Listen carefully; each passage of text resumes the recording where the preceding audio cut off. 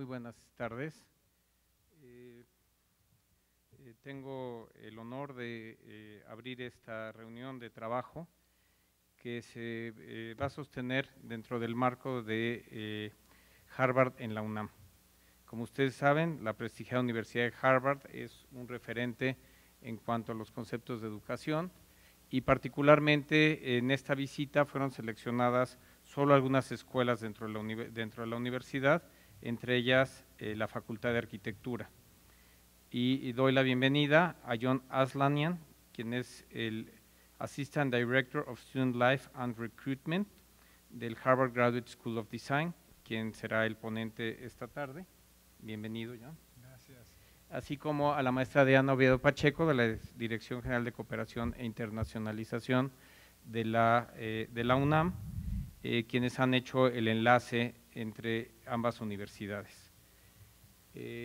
Nosotros sabemos que Harvard School of Design, Graduate School of Design, es un referente en las un referente internacional en las diferentes disciplinas que desarrollamos en la Facultad de Arquitectura. Y es por esto que encontramos muchos elementos que nos podrían ligar a través del tiempo, que nos pueden ligar en trabajos de investigación, en intercambio de profesores y estudiantes, en la participación de estudiantes mexicanos, particularmente en la UNAM, en los programas de posgrado que se imparten en la Universidad de Harvard, y siempre con una visión de que el poder estrechar lazos académicos nos vincula desde el punto de vista del conocimiento, la actualización y la posibilidad de tener nuevos enfoques en las disciplinas en las que nosotros trabajamos en la universidad y en las que ustedes profesionalmente se desarrollarán en un futuro. Y esto también es para nosotros importante porque el establecimiento de pares académicos nos permite también concretar proyectos e ideas que sirvan en el desarrollo de ambas instituciones. Por eso, John, estamos muy contentos de que estés con nosotros y te damos la bienvenida. Quisiera hacer la palabra a la maestra Adriana Oviedo y posteriormente hará una presentación John Aslanian.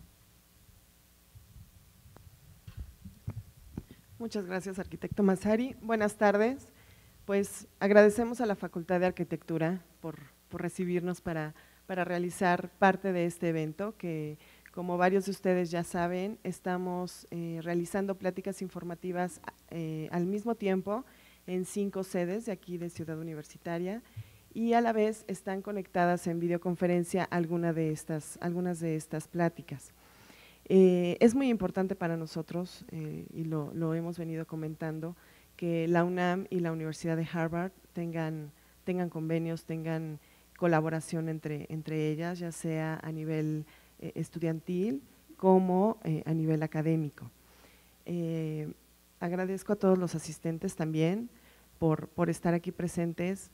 Vamos a escuchar una plática de John Aslanian y él nos va a platicar acerca de los programas que tienen en la Universidad de Harvard y las oportunidades que se tienen entre ambas universidades. Yo los vengo acompañando de la Dirección General de Cooperación e Internacionalización. Esta dependencia, seguramente varios de ustedes ya la conocerán.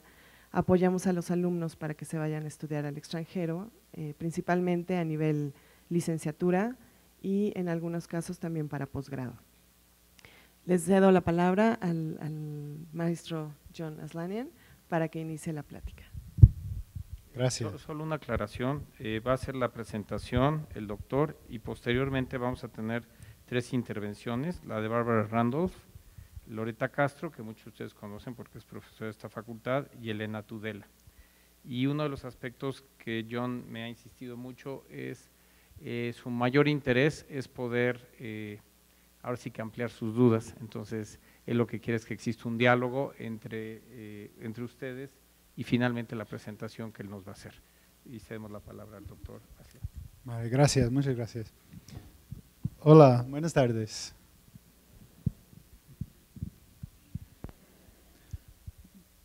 Pues hablo español, pero yo creo que como el GSD está en inglés, tenemos que empezar ahora ya.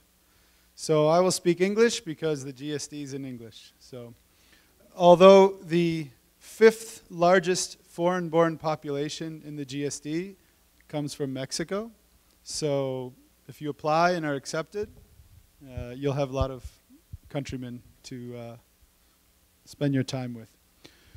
To start off, I'd just like to know a little bit about who's here.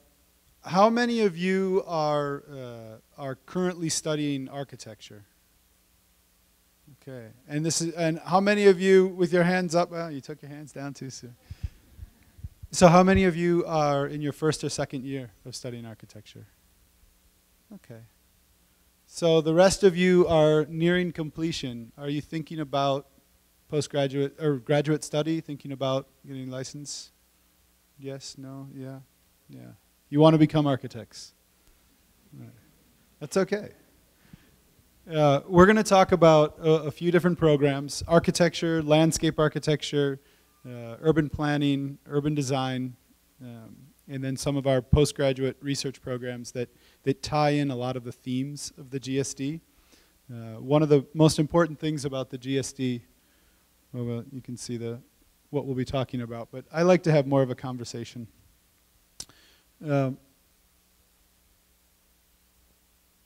One of the really important things about the GSD is this cross-disciplinary approach. That every one of our programs, although they are a specific program and very demanding, one of the integral parts about them is that they're working in conjunction with all the other programs at our school. We're trying to create leaders in design and urbanism, not just architects, landscape architects, urban planners. People that think outside the box, people that think about the way that all of these players have to come together to create a city or to work in an urban environment where people are healthy, where people are happy, where people feel like there's opportunity in the future. So I'm going to get some of the dirty stuff out of the way. We're just going to go through the application real quick, because I know a lot of you might actually be interested in applying this year. We do an online application. We ask for recommendations. They have to be good ones. So think about the faculty that are here. Think about the ones that you have really special relationships with. And those are the people that are going to help you get into the GSD. Your statement is very important. We really want to know, in your words, why you've chosen the GSD, what type of work you want to do, why you've chosen this career. The portfolio is a digital portfolio, so this saves a lot of money. You don't actually have to create a physical portfolio anymore. So there's no more selection of paper stock, and the tactile element has been eliminated, which is a sign of the times, but it saves a lot of money. That's all done through our online application. If you're applying to urban planning, you don't have to actually do a portfolio. So there's a plug for urban planning. GRE and TOEFL are the two dreaded acronyms of applying to graduate school in the United States. Start early, study often. My advice about the GRE is find out when you're going to have time to study, and then determine when you're going to take the test from that. Even if it means that, you know, maybe you don't go to graduate school for a couple years or something, but find out when you're going to have 2 months, right? So 7 to 8 weeks, when you can spend 5 to 6 days a week, 2 to 3 hours a day studying for this dreaded test that has absolutely nothing to do with architecture, urbanism, or anything that you'll be doing at the GSD. But it's required, and it's required by all design schools in the US, graduate programs. So you got to play the game, and it's not that bad. And I'll tell you, for architecture and landscape architecture and urban design, the GRE is not the most important part of your application. You know, we're looking at the portfolio, we're looking at the recommendations, at the essay, at the statement. We really want to know what type of potential you have as a designer. We don't want to know how well you can accomplish GREs. But everybody has to take it. So TOEFL is very important. Your English level is going to determine a lot of your opportunities, not just at the GSD, but all through your life. So if you can start and get a good score on that right away, then that's going to help. But in the same way, it's not the most important part of your application. If you're a fantastic designer and your score is a little low, we accept you. We do a English for Design summer course leading into your first semester. So we'll help you with the English. We want to find the best people. You know, we don't just want to find the best Anglophones. So you can apply to more than one program. Cost twice as much for the application fees, but you can do it. We also do a lot of dual degree programs and programs that complement each other, that you don't necessarily have to apply for both at the start. Maybe you start a studio-based program and then you decide you want to add on a research-based program to that once you're at the GSD. That's a very common situation. Deadline for the people that are applying this year, January 2nd. If you're applying for the postgraduate MDes research-based program, you get a little bit extra time. If by chance you're going to be in Cambridge, I'll invite you to coffee or tea on November 1st for our open house.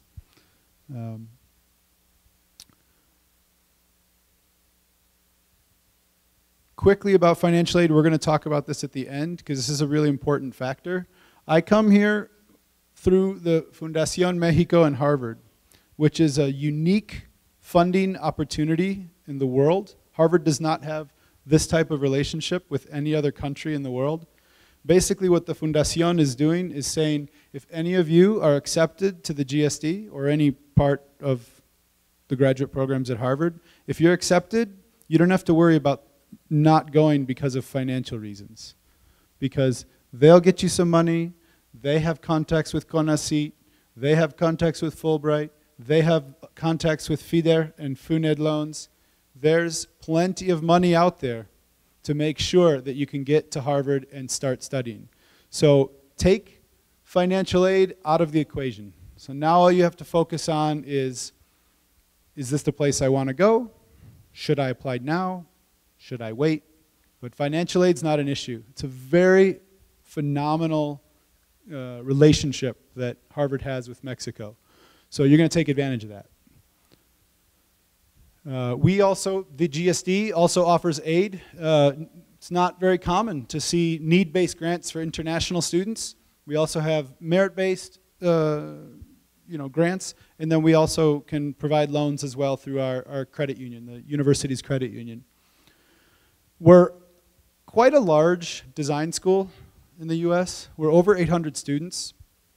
Roughly 3/5 of that are studio-based students. The rest are all doing research-based programs. As you see, number 5, Mexico. So we're 41% international, representing 61 countries. So it's a very international place.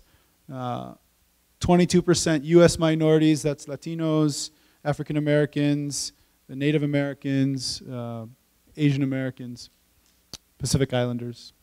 We're basically 50-50, men and women. So the images of the GSD from 75 years ago, a bunch of white men wearing black ties, white shirts, smoking cigarettes around a table, doesn't exist anymore. It's a no-smoking campus.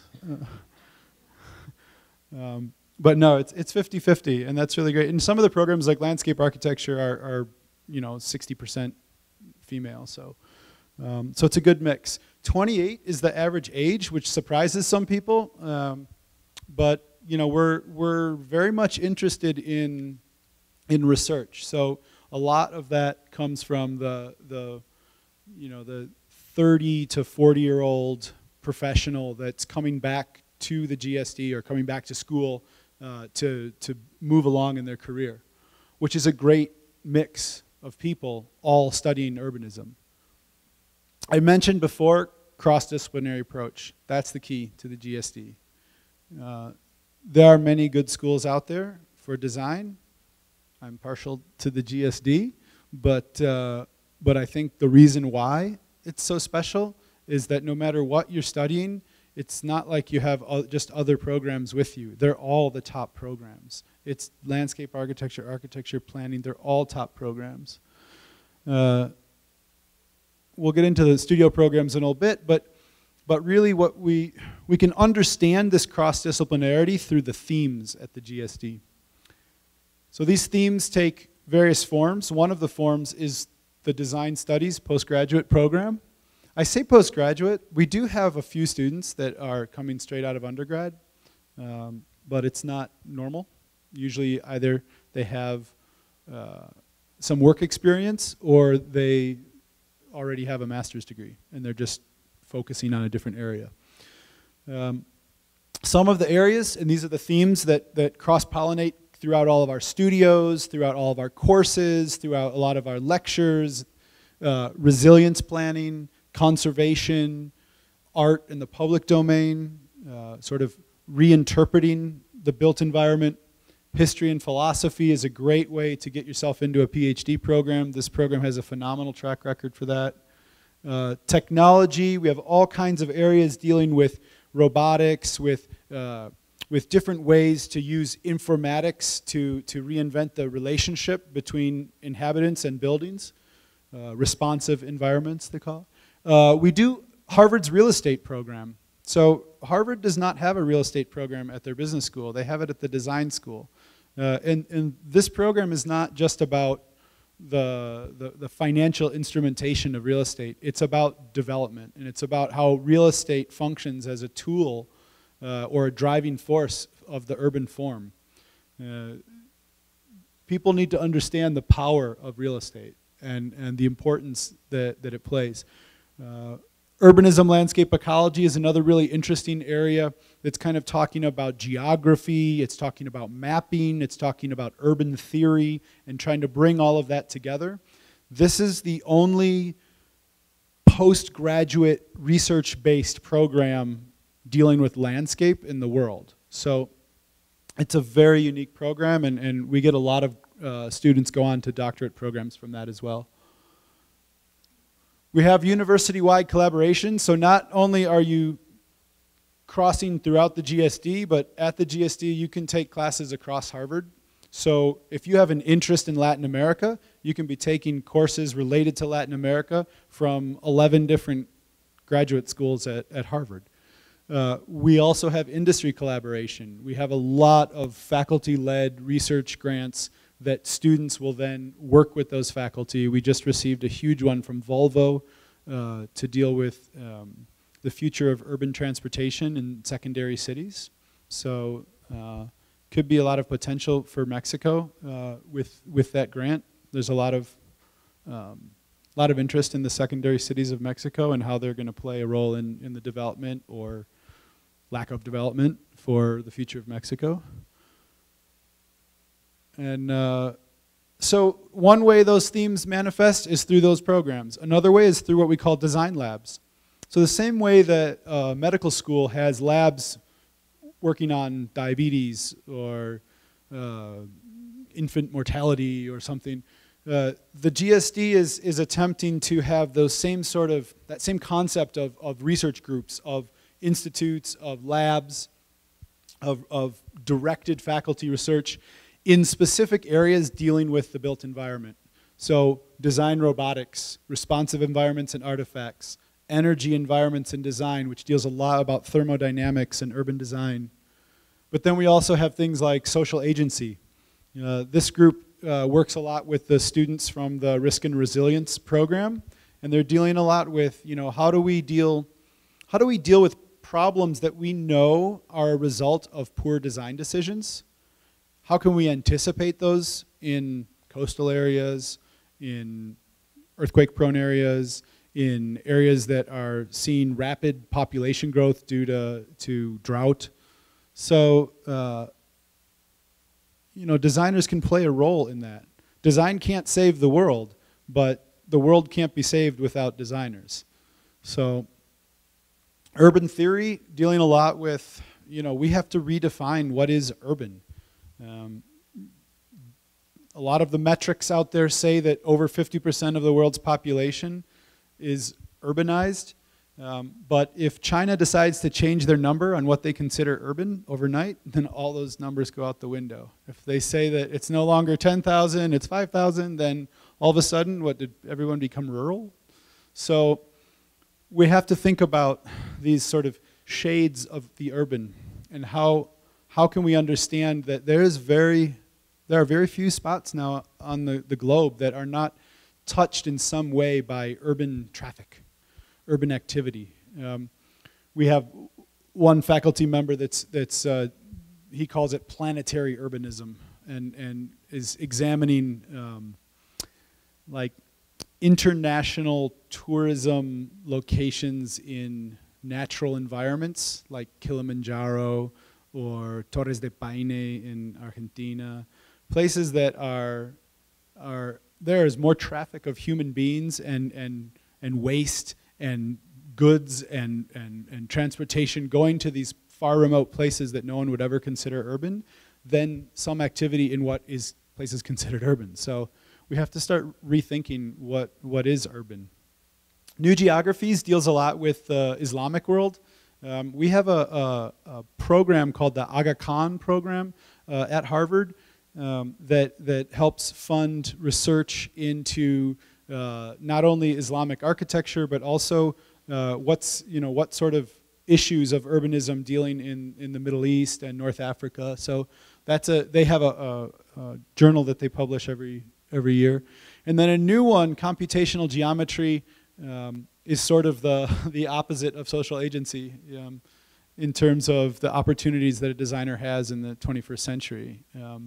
There's a lot of things that you can do just simply because the technology exists and didn't exist before, or required hundreds of thousands of people to accomplish your goals.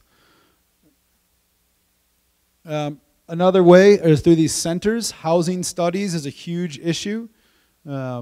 Sustainable infrastructure is a really interesting group researching how they're trying to create a system to measure and certify the infrastructure of cities, because you can have, is anybody familiar with LEED certification? Green building certification systems, right? So you could have a city that has 40 green buildings, but if they're not connected by anything other than like leaky lead pipes and all this kind of stuff, that's not a sustainable situation. So we have to look much more at infrastructure. And that includes transportation as well. There has to be some way that we can look at infrastructure first and foremost in city design. South America Project has been doing a lot. They did a conference last year on the urban areas of inland South America. So not coastal development, but actually, how do you deal with the problems of cities that are landlocked? That's something that research that could very much apply to Mexico. And then this other one that I think is really interesting, the Urban India Atlas. We had a group of students and faculty from the GSD, the School of Public Health, I believe the Kennedy School of Government as well. They went to the Kumbh Mela, which is this, every 13 years in India, there's a religious celebration on the Ganges River, I believe, where basically a city of hundreds of thousands of people just appears. And then after the month-long festival is over, it disappears, and all those people go back to their normal routine. So the group from the GSD went there because they wanted to map this ephemeral city. How do you have a city just pop up and disappear, within a 2-month span? So they were there on the ground and doing a lot of really interesting mapping work. So that's something that I think their research is very applicable to informal settlements, to at-risk communities with self-designed housing.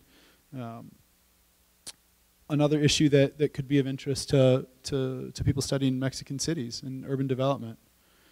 So architecture, when you finish with the 5-year degree, you're usually looking at the MArch II program. It's a year and a half. It's only option studios. You don't have to do a thesis. It's an excellent program for someone that's had a few years of experience and needs to sort of rethink what they want to do. Maybe they're working in a firm that they're not particularly interested in the type of work they're doing, and they want to sort of hit the reset button, kind of play off their strengths, we say. MArch 1 program, you know, architecture as well as landscape architecture, you know, they function basically core, options, thesis. You have a core set of studios that are talking about basically the elements of architecture or landscape architecture. Then you go into the option studios, and then you complete with a thesis. With the exception of the MArch 2 not having to do the thesis. An area that's really growing is this one here, the MLA1 AP. That's a program for a landscape architecture program for people that have studied architecture. So if you complete your studies here in architecture, but you'd like to get an MLA, it shaves a year off of the process. So it's no longer a 3-year program, it's only a 2-year program. That's really advantageous. I tend to see a lot of really interesting design coming out of those people. And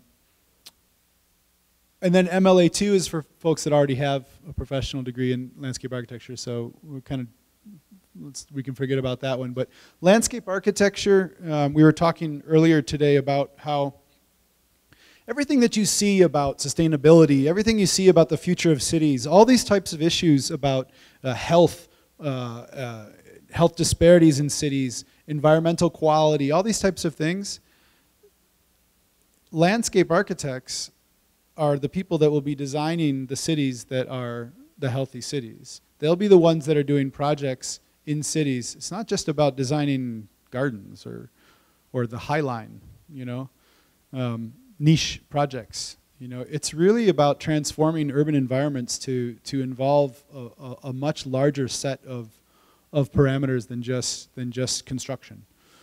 So we're really excited about where our landscape program's headed. It's the first one in history, and it's still going strong at #1. Urban design. The acronyms MAUD, MLAUD, it's the same program. It's just if you already have landscape, then you get the L in there. But urban design is a 2-year program. You have one core studio to start, the elements of urban design. Right now they're working on food transportation networks in New York City and kind of looking at how the system works to move food and waste in and out of New York City. Kind of an interesting project. So that's their core studio. And then they have 3 semesters of option studios. And then urban planning, you know, urban planning has often been thought of more on the policy side or more on the political science, going to the theory side and things. But the GSD's approach to planning works really well for people with design backgrounds because we do 1 year of core design studios and 1 year of options in terms of you can continue doing studios. If you had a design background, you may want to do that. Or you can just take courses that specialize in one of the concentration areas. And these concentration areas mimic the same things that are in design studies, that are in the design labs. They're talking about real estate and housing, sustainable development, all, you know, international development.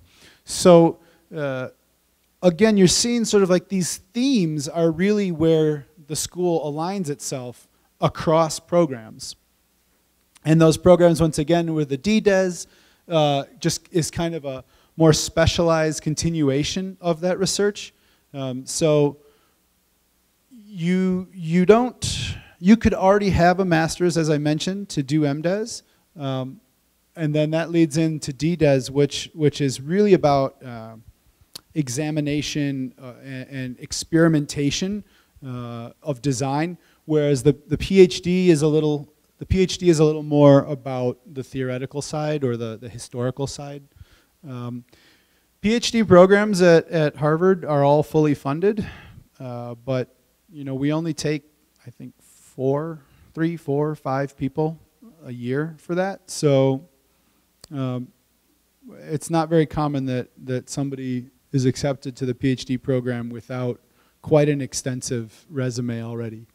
It is common to see people go from the MDes into the DDes. So they come for the 2 year-and-a-half or 2-year MDes program. We allow students to extend it to 2 years, and most do. They find that after they do their thesis for MDes, that they really want to continue on, and they do the 3 or sometimes 4-year DDes program. So that's a very common way to get a doctorate without the sort of theoretical PhD side. But they're all under this rubric of research-based programs. And it's a really huge part of what the GSD is. Resources, our library, the special collections are just remarkable. We have Corbusier's drawings and Marcel Breuer's manuscripts and all these kind of things that are really great to get your hands on. We also have a materials collection, which allows for material research to be done. Thinking about maybe a particular coating that's used in metals but could be applied to ceramics in infrastructural development or something. You have all these little pieces to work with. So the same way that you would check out a book and do research on it, you check out material and you can do some research. A lot of our technology students are involved with that, the robotics, things like that. Another huge resource is that the GSD is not just a design school. It's really a cultural institution about urbanism. Our exhibitions, the entire first floor of the school is a public exhibition hall. Right now we're setting up for Airport Landscape, which is a exhibit staking the claim that airports are a unique form of landscape that need to be studied on their own. And then the lecture series, the conferences, the symposia, the student group events, the publications. It's really too much on the menu to enjoy it all. So one of the first things about being a GSD student is understanding to accept that all this stuff is going on, be happy with the fact that it's going on around you, hope that osmosis works really well, but understand that you don't have time to do it all. And so, my role as half student life, half recruitment, I do find that, I deal a lot with students that say, right about this time of year, they say, I'm going crazy. There's all these lectures I want to go to, I can't go to, the student groups, this, that. And I just say, look, just take a semester off from all the extracurriculars and just get the work done, and then you'll realize it's nice just knowing that it exists. You don't have to be present at every event. And for you guys, we put all the public lectures on our YouTube site. So you can go to, and I'll have it later, you can go to the YouTube site and you can watch whatever lectures you want. And a lot of them are smaller ones, student group events and things, and others are some of the larger big name public lectures. Thomas Heatherwick was a recent one, which I found really interesting. Also, we have this thing called the Loeb Fellowship, and this deals a little bit with that social agency concept as well. The Loeb Fellows are a group of mid-career professionals in a variety of fields, not just design, but art and public service, that have dedicated their life in some way and their projects in some way to communities and to improving the lives of others. And so we give them a year for free at the GSD to come, take classes, think about things, attend all those lectures, but also take classes with students and become mentors for our students. Do small projects, small design build projects, hold symposia. So I find that this group of people is one of the most fantastic resources for students at the GSD. Really remarkable fellowship. career services, alumni relations, all this kind of stuff you can understand. English language support, I mentioned the summer program that we do. And also really important is the academic research support. We have a long list of resources, not just electronic, but also people in our library that work specifically about helping you find the right resources for your research. Another program that could be of interest for some of the students that are younger or that are older that did not do architecture but might be here because they just know that it's a really cool field, is Career Discovery. It's a 6-week summer program. It's a boot camp in design. You spend every morning in general lectures. So all the different disciplines of the GSD are represented between faculty and alumni, and then you'll do some field work. Maybe you go out on a field trip or something. You come back, and then the whole afternoon you're in studio, and you repeat that 5 days a week for 6 weeks, and you come out with some really impressive work that you can doctor up and use in your portfolio. It serves as a sort of booster shot when you come back to your home university. We find that students that do this program after their freshman year or their sophomore year, their work at their home institution in that ever so critical junior and senior year is just miles above what they were doing before. So this program is a real great opportunity. Sort of a study abroad kind of thing without any of the culture and fun time. You are a design student for 6 weeks, and it's intensive. But people really love it. And it's all ages, so it goes from 18 to, I think last year we had 3 students in their 60s and probably another 2 dozen in their 50s. So there's a really nice intergenerational thing that goes on as well. 20% of the students are international, so it's a very unique experience. It's been around for over 40 years. There's a lot of programs that have based themselves off of Career Discovery, but that's the granddaddy. We also do some executive education. We can talk about that if people have interest. The student groups, there's over 50 student groups, Latin GSD, design thinking. Non-human is a really cool group. But think about it, right? We're designing cities for human beings, to walk around, hopefully to be able to wheel themselves around, thinking about accessibility issues. But also we have wildlife populations that are being infringed upon, or due to climate change, they are seeking different environments to habitat. We also have artificial intelligence. We have Siri, that god-awful voice on the iPhone. We have to think about how those populations. So they do a lot of really interesting lectures and group events about the non-human aspects of urban design. Projection GSD does some really cool things related to how to reinterpret museums, how to reinterpret buildings using really cutting edge. They've created a lot of the programs that they use in their group. So some really cool techies at the GSD. Halloween Ball. I have some books that I'll be leaving here, and I don't unfortunately have enough for all, but there's some really cool photos of Halloween in there. It's a famous Halloween party. It's a really good time. Obviously, the whole extended world of Harvard is part of your time there.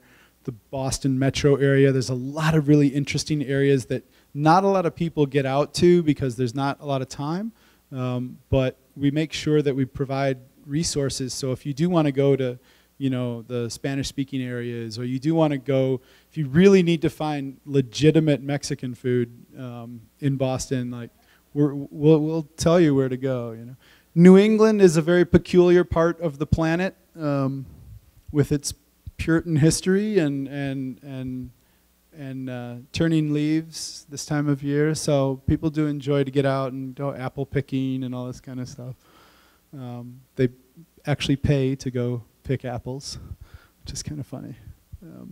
Other universities, we have a fantastic relationship with MIT. So in addition to cross-registering with the other schools at Harvard, you can also cross-register at MIT.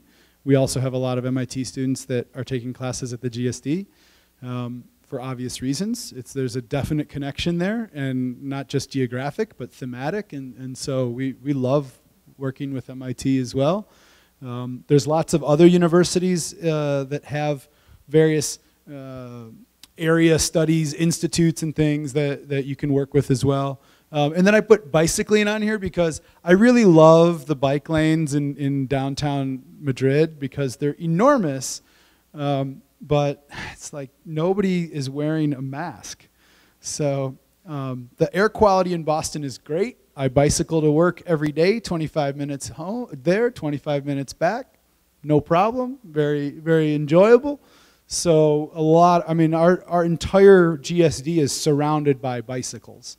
Our entire student population bikes. So I think it is a big part of student life at the GSD.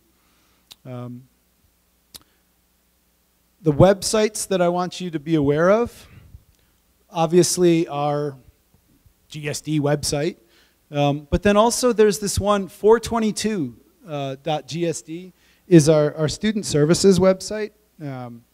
And it's public, so you can check it out, and it's got information about the student groups, it's got activities, it's got restaurant information and stuff. It's pretty basic, but it's a nice way to sort of feel like you're a student without actually being a student there yet. So so I always put that up there. And then the YouTube site is the Harvard GSD. Pretty basic. I don't know, somebody snagged Harvard GSD before we got to it or something. FundacionHarvard.org is the foundation's website, and they have all their information about financial aid and other resources on there. My email is JJ Aslanian, ASLANIAN, and then the same GSD, Harvard, EDU. Barbara Randolph will be here soon to talk about some of the scholarships and some of the finances that are available. But I'd really like to just take some questions and find out, are there some areas that you are interested in, and just sort of get going with that. So, any questions? No questions. Imposible. Right here.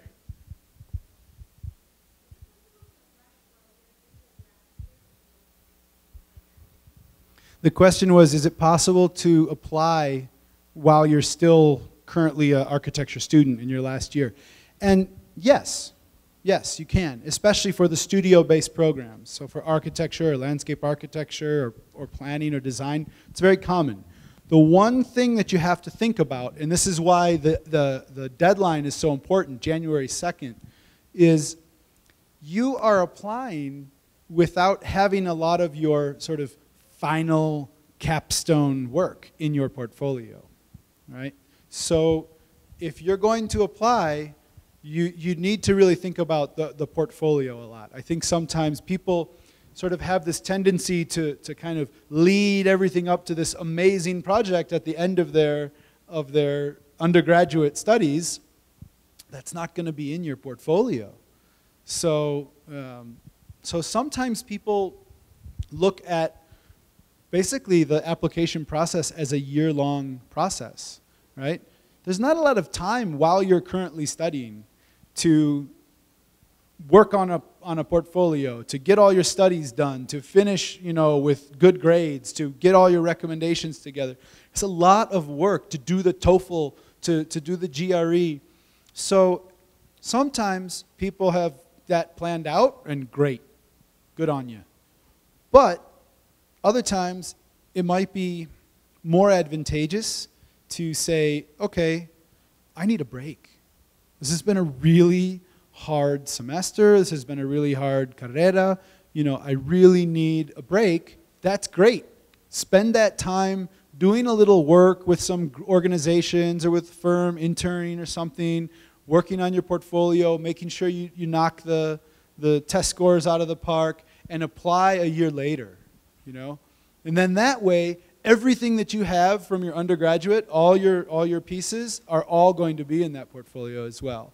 So there's concern sometimes that, and this again, that student life hat that I wear, right, is that students that are coming straight in from a really strong architecture program like UNAM, it can, you know, we don't want you to hit the wall, you know, halfway through your semester, because as tough as an undergraduate design program can be, yeah, now you're in the big leagues, you know, like now it gets intense. So you really, you know, time management skills, understanding the importance of sleep, understanding the importance of it's funny, but it's also the people that are coming in as critics to the GSD to look at your work are very important people.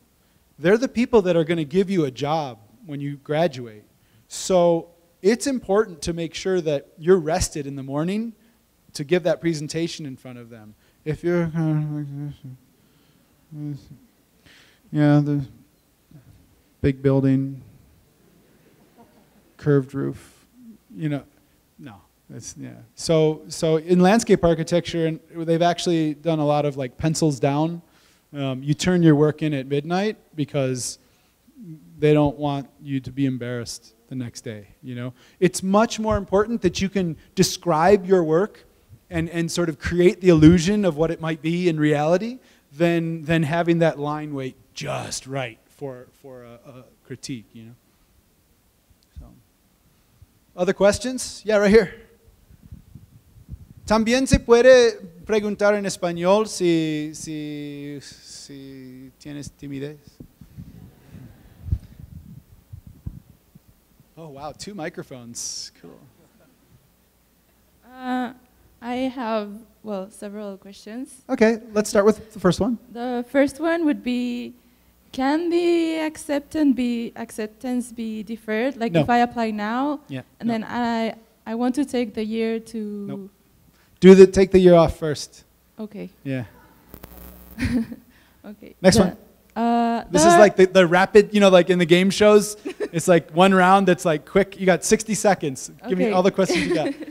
The recommendation letters are filled online or sent by the Online. professors or... Yeah, they can do them online as well. Everything's done online, including the transcripts, which you scan and you upload into the application system.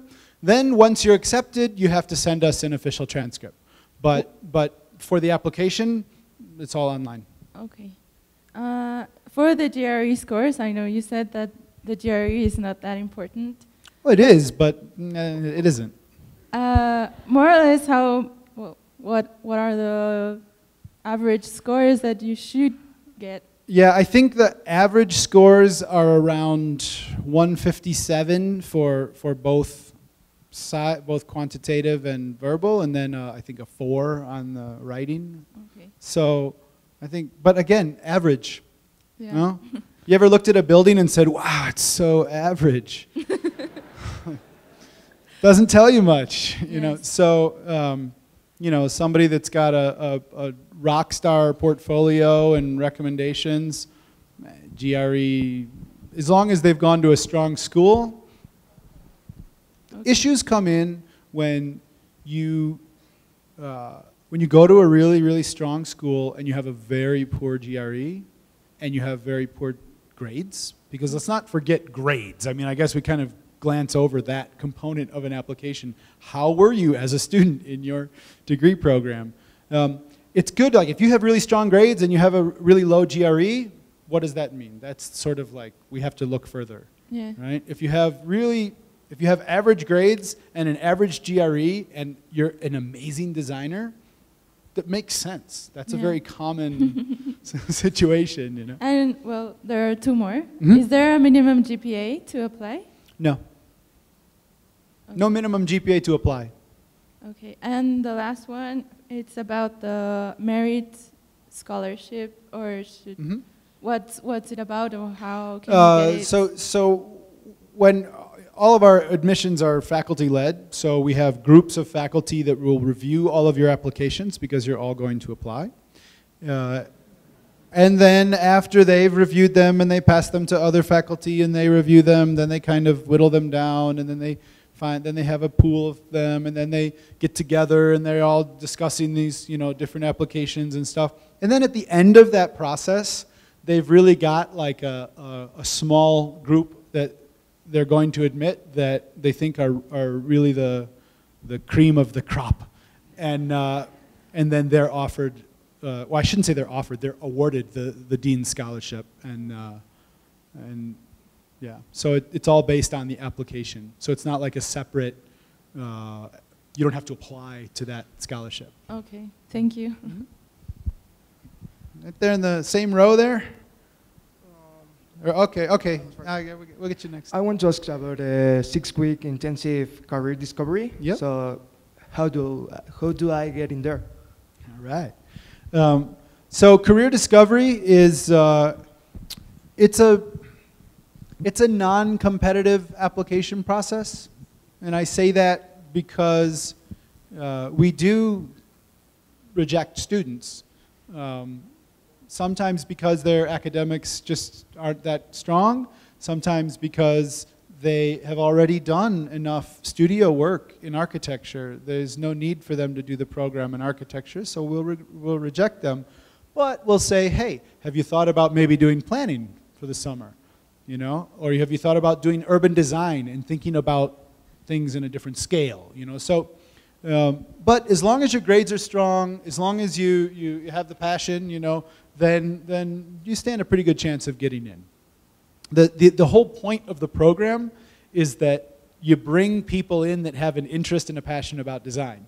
The point of the program is not like the graduate programs, which are, we need only the top people, you know. So the application is not online yet. I think it'll go up in January sometime, maybe December. But it's a pretty simple application. You need a recommendation, you need to, you know, make a statement, but there's no like portfolio or anything that you have to submit. You know, it's very basic. And there are scholarships as well, but actually they're most for domestic students. So, but there are opportunities, I think, that we could explore at UNAM with the sort of internationalization office, and because it is in some ways like a sort of study abroad kind of thing. So, so we can maybe look into something like that with funding, but yeah. It does not give you credit from Harvard, but many institutions will grant credit to their students for participation. So there are several universities like Princeton or others or what have you that if their students do career discovery, when they come back they'll get some credit for it because the faculty knows the reputation of the program and they know that it's like you were just in a semester-long studio for the summer. So hope that helps. I think there's microphones all over. Yeah, right here? I see here the microphone. Hi. Hi. My question is about industrial designers. Mm-hmm. Can you tell me more about it? Do we have the same opportunities, or are there special programs to apply? Sure. So one thing I guess I didn't mention is that for all of our programs, you know, for architecture, for example, 35% of the people going into the MArch 1 program do not have a design background. The planning program, the majority of the people did not study urban planning at the undergraduate level, you know. We have a lot of people that studied graphic design, urban design, you know, or urban studies, or industrial or engineering and types of things, more technical fields that go then into the normal courses of studio programs. But we also have the technology subset of the design studies program, and that's where a lot of people that are interested, that have the experience in industrial design, are looking to get involved in the players of the built environment, and they'll apply to that program. So I think that's, and we discussed earlier some of the the similarities between the industrial design concepts here at UNAM and what we're doing, very similar. So I think that it's an area that would be a very easy transition. Our subsets are, and you don't have to fall into one of these, but these are the main subsets: robotics, responsive environments, computational design, and one other. Yeah, but another technical field. Simulation, I think. Like visualization and simulation kind of stuff. Yeah. Yep. Or do we have the mics? Sorry. Maybe raise your hand if you want the mic, and someone will bring the mic to you. And then I'll just find the voice. Is it allowed to include projects done in work in the portfolio? Is it work that you did? No, I did in another firm. Yeah, but was it work that you did, or? Yeah. Yeah. Yeah, it doesn't have to be student work. It's your portfolio. Remember, average age of our students is 28. So, you know, your portfolio lives on with you just like your permanent record from elementary school. Thanks. Yeah. Yeah, hi. I would like to know if there is any field trips. I have no idea where this voice is coming from. Here. Okay. I'd like to know if there's any field trips inside these studios of Yeah. Islamic architecture, you know, like flying to Asia. And Yeah. So our, thanks for bringing that up. So, see, sometimes I like to have you guys bring things up instead of me just telling you. Our studios, a lot of them are sponsored studios, which means that there are site visits included with them. So this is around the world, right? So we are just concluding like a 10-year commitment with Istanbul. So the last one they're finishing up is this semester.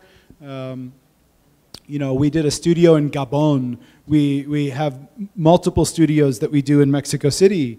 You know, we have studios in China. We have all over the world, and including within the U.S. Let's not forget, you know, New York City, New Haven, Chicago. We did a wonderful landscape studio in Virginia, in a really beautiful setting. So it's a huge component. The school is 41% international, and I would argue that, you know, that's probably a similar number for the locations of some of the studios. Then, in addition, we do one studio every semester that I call the on-location studio. We started this in Paris with Anne Lacaton, and then we continued. We did one in Tokyo with Toyo Ito, then Rotterdam with Rem Koolhaas, then Basel with Herzog and de Meuron, then back to Rem in Rotterdam, and then now next semester we'll be doing one in Los Angeles, because Los Angeles is the international city in the US. So those studios, the students are there the whole semester. It's like a study abroad kind of thing, right? But that's not the limit of our travel for studios. Yeah, and usually those trips are a week to 10 days kind of thing. Sometimes the studios will do 2 trips. We have like preferred travel weeks in the semester. The exotic studio, because they're designing for Google, Facebook, and Yahoo, you know, Google, Facebook, and Apple, right? So like, what kind of absurd, absolutely absurd architecture can we come up with for these monolithic structures called, you know, headquarters for these kind of companies? So they're just playing around, right? I mean, it's intense, really amazing stuff, but they're not going anywhere. They're just, you know, they're just kind of working from the studio, so. Well, I have a question. I mean, it might sound like an awkward question, but I want to. Go for it. Yeah. What's the probability of going to GSD if you are a boy from the ghetto, from the Mexican ghetto, but which that I mean that he doesn't have a lot of financial aids to get into that? Is it really real? It's real. It's real. The Fundación Mexico in Harvard is real. You do not have to worry about finances. It's one of the coolest, most exciting parts of my job is literally the trip to Mexico when I can look you in the eye and say, if you get accepted to the GSD, like, we're partying, man. You're coming and we're, you know, I'm going to show you how to ride a bike in Boston and, you know, and you're there, you know. Yeah, it's a really important component. I wish we had this same process with other countries, you know, but we just don't. There's other scholarships, obviously, for other places, but not like this. You know, this is really special because what they do is they not only provide funding, but then they also provide a system in which you can get more funding, right? So they've been doing it for a while. You know, they know how the system works, and they're here to make sure that Mexican citizens go to Harvard. They do whatever you do at the GSD, right? And then you do your OPT, which is your optional practical training. You have a couple of years after you graduate where you can continue on and do some research, kind of figure out exactly what you want to do. Then you come back. 90% of the students that get the Fundación funding after, within 3 years after graduation, they're back here, they're doing stuff here. That's the whole point of all this. Otherwise, it's just a bunch of intellectuals talking about design and not doing anything, right? We got to get you back here because there's so many issues to deal with in Mexico that are exactly the same as hundreds of other locations around the world. So if you can solve them here, we can solve them anywhere, you know? And we need people with diverse backgrounds. I mean, socioeconomic backgrounds, you know, not just racial backgrounds. Race is dead. There's no such thing as racial divisions anymore, hopefully, you know. Yeah? Hi, my name is Bianca. Hi, and Bianca. I have a question about PhD program. Mm-hmm. I am doing my PhD here in urbanism, and they give us like 6 months working and a kind of interchange somewhere. And it can be whatever you want, United States, in England. Right. You need just to have contacts and be accepted. I would like to ask you if Harvard, the GSD, has a kind of program that they could accept us, one of us. Yeah, we do. So we do have some what we call special students. They're all special students to me, but there are actually students that are called special students, and they're just doing research. Yeah, they'll be there, and so we have various people from different universities. It's not super common. What you need to do, and this is important information for everyone, do your research, right? It's a research-based institution, it's a design institute, it's a design school, but do your research on who's there, what their focuses are, and once you've identified 1, 2, or 3 faculty members that you want to do that research with, you get in contact with them. Because it's an extra normal kind of process. It's not, you're not applying like you would for anything else. But it does happen, and it's an important part of the whole environment of the GSD. And those people come funded. Yeah. Hi. Hi. Hi. We come from the Master in Design in Industrial Design, and we are very interested in, we have 2 questions. The first one is, if we are interested in study a doctoral study, which is the way you recommend us? Because I say this because you say that the PhD is very difficult to go in, and then yeah, and I say that to be practical. You know,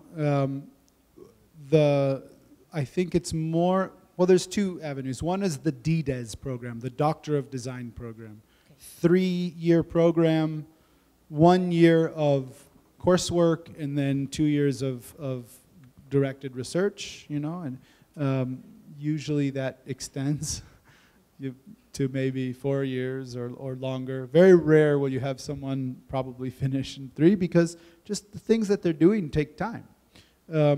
So I would say the Doctor of Design is a fantastic choice because it's very much aligned with the faculty that work in our technology area, which is one of the gentlemen was talking about industrial design. Yeah. So one of the gentlemen that used to be the head of the technology design studies program, or used to be one of the heads of design studies, excuse me, is also the head of digital robotics lab and design robotics, and is also one of the co-directors of the DDES, which is Martin Bechtold. And Martin, you know, they're looking for that type. It's a doctoral program for that kind of stuff, you know, infusing industrial design into concepts of the built environment, things like that. I mean, there's really materials research, all that kind of stuff. That's the program. I think. And if you want to apply, we need to give you a, well, not you, but to the GSD, a portfolio. Portfolio, and also with DDES, you have to do, I think you have to do a little bit longer, like research proposal. Okay. Yeah, it's not, this is who I am, why I want to go to GSD. It's much more specific on, you know, these are the people that I want to work with, this is what I want to study, and this is what I'm going to do, you know. Yeah, there should be no ambiguity whatsoever. No. Yeah. And the last thing is, you said 2. If you want, no, please, one more. If you want to build work with your design labs, with the master, because our master, it's named in industrial design, but it really is in design studies. Most of our theses are not in industrial design, really. That's the same thing with us. I mean, our, you know, Master MDes, Master Design Studies in Risk and Resilience, in Technology. You know, so when you apply to the Master in Design Studies at the GSD, you apply to MDes. And then you select which concentration area is your first choice, and then why, like what areas of that interest you, and then maybe what, if you have a second choice, and why, and even a third choice. Because the faculty are very cognizant of the fact that you can't determine everything based upon the marketing of a program, you know. And we have faculty that work across programs. So really, your interest might fit in between technology and energy and environments. And the faculty, when they're reviewing that, if they see technology and energy and environments, they'll make a determination, you know, what she wants to do is probably better for this one or that one. Or they'll contact you and they'll say, all right, you put both of these down. Let's talk about why or something. So, yeah. I mean, the design studies program is all about like finding the best possible cohort to do some really fantastic research in the design field, period. You know, doesn't matter if you've already got 3 masters. It doesn't matter, you know, if you've been working in the industry for 20 years or 2 years, or you're some hotshot video game design student that is thinking only about virtual environments, you know, that could be interesting as well. So, yeah, it's a really remarkable mix, not just in titles. Yeah. Thank you. Yeah. Hi. Well, I've been doing a research like almost a year because I'm really interested in the Master of Real Estate. But I saw the fees were about $80,000 for the entire program. So how does we should apply for this program? So Harvard knows that FundacionHarvard.org. Okay. Yeah, it doesn't matter. Hey, and Barbara's here. Thanks, right on cue. Yeah, doesn't matter what program you're doing. Doesn't matter how much it costs. Okay. It could cost like a gazillion dollars. Barbara's going to get you the money. So this is the executive director for the Fundación Mexico and Harvard, Barbara Randolph, and she's here to kind of talk a little bit more about what we already talked about, only the specifics that you understand as a ciudadano mexicano. Muchas gracias a todos. Gracias por venir. Es un honor para nosotros estar aquí con ustedes hoy. I'll basically outline for you, to answer your question directly. Okay, this is something that is very important for the Fundación Mexico and Harvard, who is an institution of 24 years in Mexico. It is the only institution of this type that Harvard has in the world. And we are dedicated to ensuring that any student who receives an offer from Harvard University to come and join them for a master's, a doctoral, or a PhD program, who has economic need, who is from Mexico, does not decline his admission or her admission due to lack of financial resources.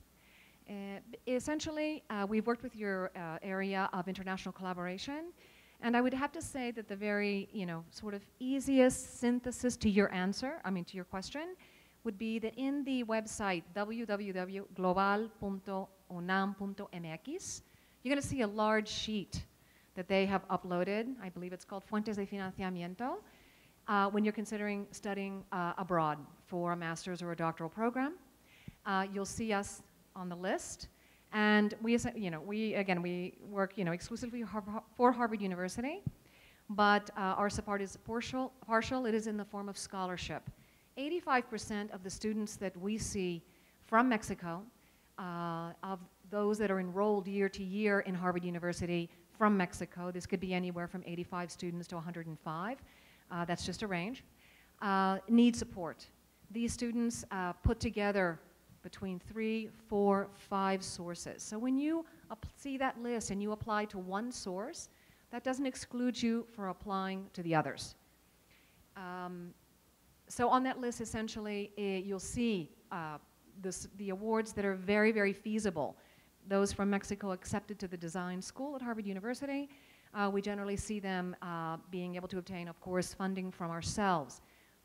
Some funding small within fellowship programs of the design school. A loan program in the university is also available. You'll see that information. Other than that, there's another 8 sources you can access. CONACYT is a very important source. The scholarship, though very competitive, they don't give very many a year. Marcelo Zambrano, that will be on the list. FUNED is another source. FIDER, which is a loan program through Banco de Mexico.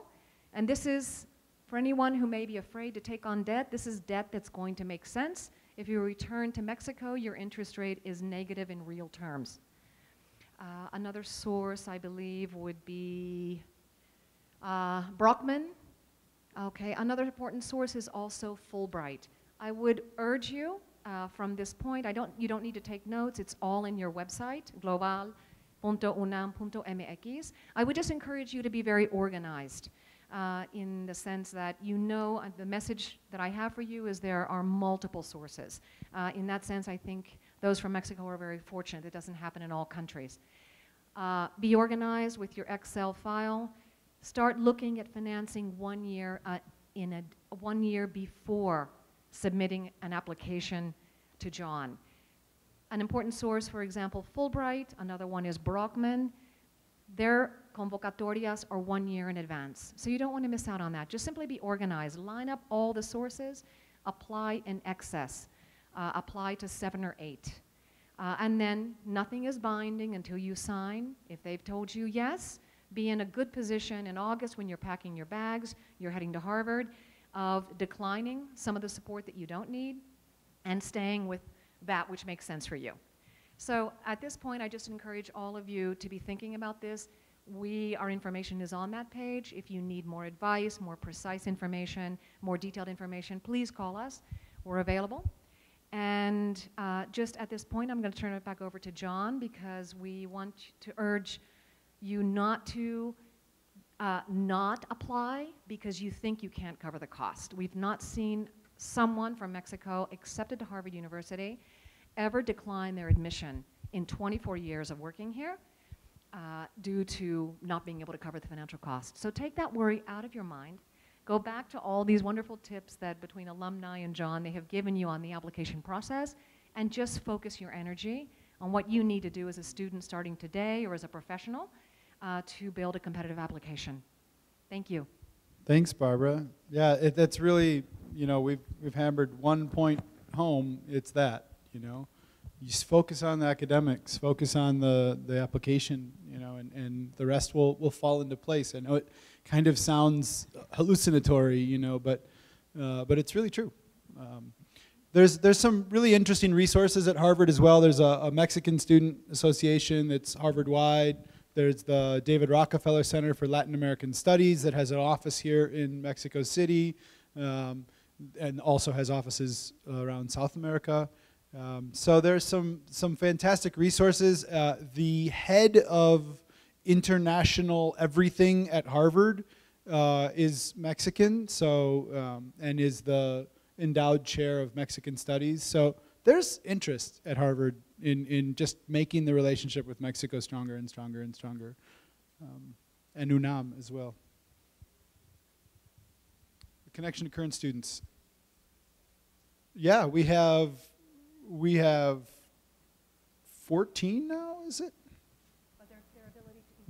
Oh yeah, by all means. Yeah. I mean, can they connect through the Fundación website? Absolutely. Okay, so through the Fundación website, you can connect with current UNAM graduates that are at the GSD, or through myself as well. So it's a great group, and it keeps increasing in size. Oh, and we have dos alumnos. We've been waiting to talk for. Yeah, come on out. You should have just take the stage. It's in the air in Mexico City right now. Yeah. Elena Tudela. Yo soy Loreta y ella es Elena. Elena, ¿cómo está? Hola. Bien. Y Loreta. Loreta. ¿Y usted está enseñando acá ahora? Sí. Muy bien. Gracias. Fantástico, ¿ves? Pues, you can ask me questions, but I think we've kind of covered a lot of the logistics. Why don't we hear from a couple of alums about their experience at the GSD. They're alive, they're procreating. So after hard work in Harvard. Celebration. So why don't we start with Elena? Why don't you tell us a little bit about your story and how you got to GSD? Ok, les voy a hablar en español mejor. Yo estudié aquí en la UNAM, hice la licenciatura en arquitectura, primero en el taller Carlos Leduc y después en el taller Max Cheto, y estuve 10 años trabajando antes de aplicar al GSD. Igual que Loreta, apliqué al Master of Urban Design, al MUD, el que dura 2 años y es de diseño, ¿no? Está basado en studio-based. Y, ¿qué les puedo decir? Pues sí, me abrió mucho las puertas a lo que estoy haciendo ahora y a lo que quiero hacer en el futuro. Y sobre todo que, bueno, en mi experiencia, la parte de diseño urbano, pues, y creo que se repite en otras de las carreras que se imparten en el GSD, es que se juntan mucho las disciplinas, ¿no? Entonces, de pronto, pues te enteras de lo que es el diseño de paisaje, te enteras un poco de lo que es la planeación y empiezas a armar tu propio programa, ¿no? De alguna manera, porque sí, tenemos un core que es obligatorio y es intensivo, interesante, pero ya después, pues cada quien va como escogiendo si quiere hacer tesis, un poco como lo que ya les contaba John, pero me parece muy interesante esa parte, que vayas un poco armando tu propio programa de acuerdo a tus intereses, ¿no? Entonces, en mi caso yo estaba interesada en salir más como del tamaño de los lotes arquitectónicos y irme más hacia la escala urbana, hacia la escala territorial, y pues saqué mucho provecho de la arquitectura de paisaje, saqué mucho provecho de la parte de planeación también, ¿no? Y entonces, pues bueno, esa parte también me parece interesante. Y algo que también se empezó a comentar un poco es esta oportunidad que te dan de conocer otros lugares, ¿no? Los estudios, muchos de ellos son fuera, son en otros países, en otras ciudades, y son loterías, ¿no? Entonces uno aplica, pone sus preferencias y bueno, la lotería luego te indica en qué taller estás. Y pues muchos de ellos a mí me tocó la oportunidad de ir a Estambul, en Turquía, y a Nueva York, por ahí cerca, ¿no? También, o sea, como que te permite viajar y conocer también otras cosas, ¿no? Trabajar con universidades locales, entonces, esa es otra de las ventajas. No sé qué más, si al final a lo mejor hay dudas, pues a lo mejor sería más fácil de esa manera. Bueno, yo soy Loreta Castro Reguera, doy clases aquí en el taller Max Cheto, y coordino junto con Ivonne Laviaga el taller hídrico urbano. Y de hecho el taller hídrico urbano es un poco producto de lo que hice en la maestría en Harvard. Yo estudié aquí en empecé estudiando en el Jorge González Reina y me tocó la huelga, y entonces mi carrera fue un poco compleja porque estuve un año en la Ibero, luego regresé un año a la UNAM y luego estuve 3 años estudiando en Suiza con Peter Zumthor y me titulé en Suiza y regresé a titularme también a la UNAM. Y a partir de eso, también yo no apliqué directamente al posgrado, estuve trabajando como 4 años y después, ya que sabía qué quería, específicamente hacia dónde quería dirigir lo que iba a hacer, apliqué a Harvard y hice el mismo programa que Elena, que es la maestría en diseño urbano. Y creo que fue una gran experiencia. Como dice Bárbara, el dinero no es problema.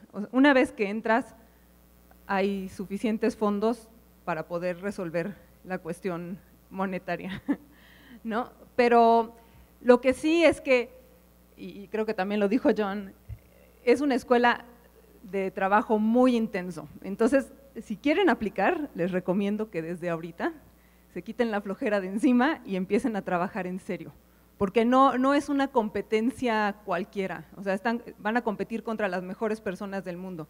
Y de alguna forma podemos decir con mucho orgullo que todos los que han aplicado de la facultad, que por lo menos yo conozco, han entrado a la universidad, pero no es cualquier cosa, sí es un trabajo muy duro desde que aplicas, y cuando estás allá, uno cree que ya la hizo, pero es como 3 veces más difícil de lo que creías.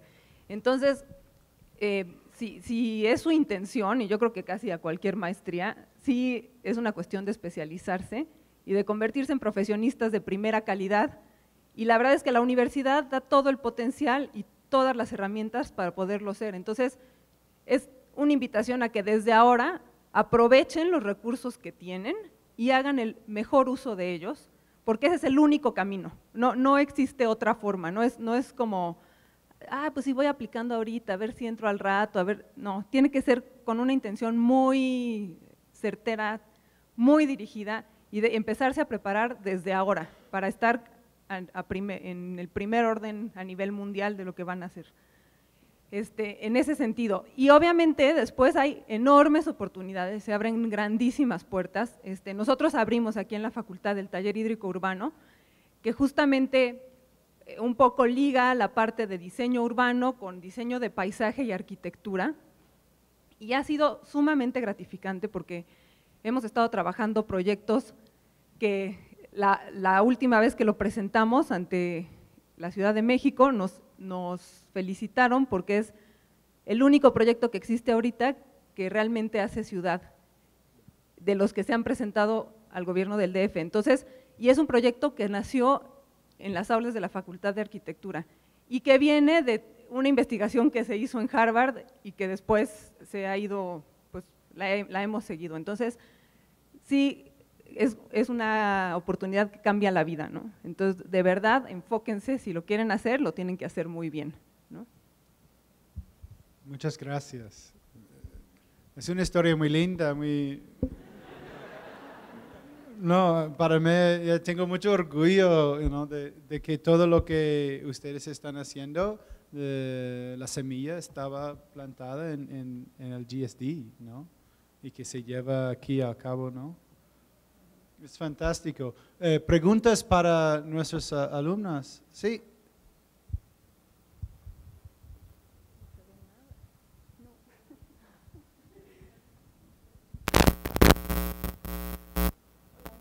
Bueno, yo la pregunta que tengo, yo sé que con la Fundación México Harvard y con todos los apoyos monetarios se puede cubrir gran parte o no sé, toda